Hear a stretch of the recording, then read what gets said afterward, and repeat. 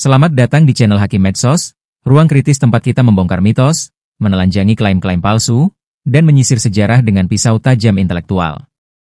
Hari ini, kita akan mengupas habis isi kitab Al-Dur Al-Samin fi Manaqib Al-Aba wa Al-Aulad min A.L. Al-Said Abdurrahman Al-Sakaf, sebuah karya penting dalam tradisi Ba'alawi, namun syarat dengan riwayat yang perlu ditimbang secara objektif, rasional, dan sesuai neraca akidah Ahlus Sunnah wal Jamaah. Kitab ini dikarang oleh Al-Habib Abdullah bin Muhammad bin Husain Al-Sakaf, seorang tokoh sentral dalam jaringan tarekat dan silsilah Ba'alawi. Di dalamnya, terkumpul kisah-kisah yang disebut sebagai manaqib atau keutamaan para leluhur Ba'alawi, mulai dari Al-Faqih Al-Muqaddam hingga para Habib Mutaakhirin. Namun ketika kita buka satu persatu isinya, kita akan menemukan betapa narasi, keutamaan, itu tak jarang menjurus ke wilayah hurafat, syubhat akidah, bahkan pengkultusan ekstrim yang menyimpang dari prinsip Islam Tauhidi. Mari kita buka halaman demi halaman, kutip langsung, dan bongkar satu demi satu. 1. Karomah menghidupkan orang mati. Dalam kitab ini, diceritakan bahwa salah satu leluhur Ba'alawi memiliki karomah bisa menghidupkan orang mati. Telah diceritakan bahwa ia melewati sekelompok orang yang sedang menangisi orang mati. Ia merasa iba kepada mereka, lalu berdoa kepada Allah, maka orang mati itu pun bangkit seperti orang yang baru dilepaskan dari ikatan. Kisah ini tidak memiliki sanad, tidak diperiksa kevalidannya, dan menyerupai kisah-kisah dongeng.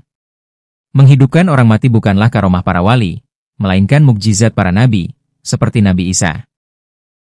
Menisbahkan kemampuan seperti ini kepada selain nabi sangat berbahaya dan dapat menjerumuskan ke dalam syirik khafi. Lantas bagaimana dengan kisah Syekh Abdul Qadir Jailani? Apakah cerita ini dibuat untuk tandingan? Nanti akan kita bahas. 2. Berbicara dengan jin dan malaikat. Ia melihat para malaikat dan berbicara dengan mereka, serta berkumpul dengan jin-jin saleh dan mengambil ilmu dari mereka. Kaca pembesar mengarah ke kiri. Mengambil ilmu dari jin adalah jalur yang tidak disyariatkan dan membuka celah kepada tipu daya setan. Bahkan Nabi Muhammad sendiri tidak mengambil ilmu dari jin.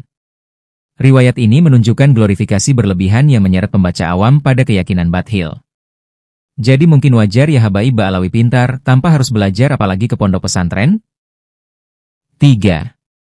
Makanan tak habis-habis.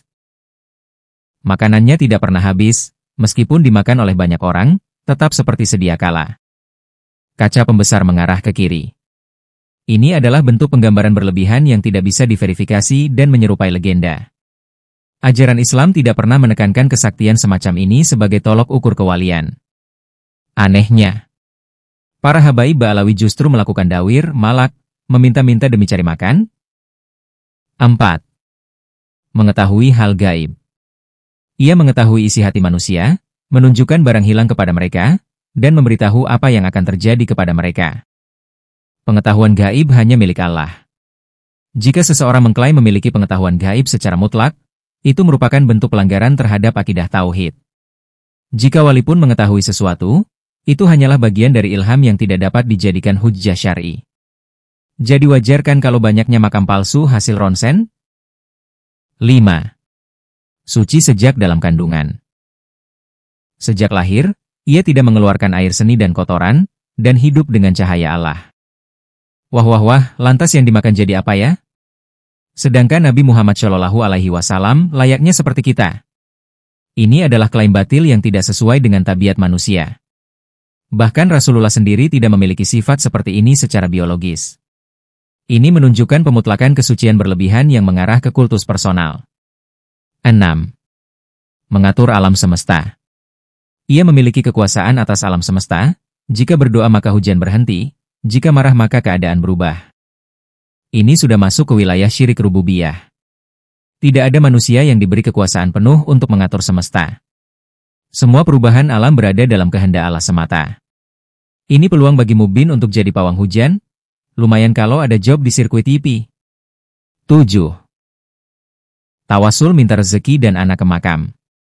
Orang-orang pergi ke makamnya, berdoa di sana, lalu mereka diberi rezeki, disembuhkan, dan dikaruniai anak.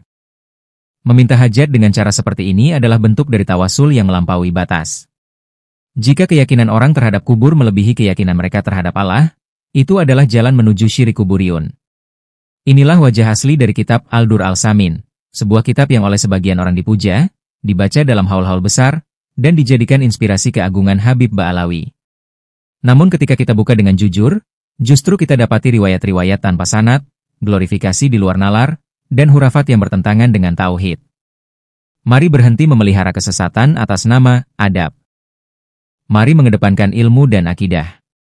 Karena agama ini bukan diwariskan lewat dongeng, tapi lewat ilmu yang sahih dan bersanad kepada Rasulullah.